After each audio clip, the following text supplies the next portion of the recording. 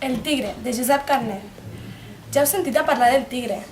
El nom tot sol fa por. Si el veieu per una escletxa, cauríeu de tremolor.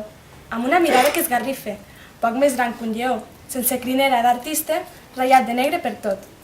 Veu que tanmateix arriben tres dels millors caçadors, mal que tigre sia tigre, va dient anguniós.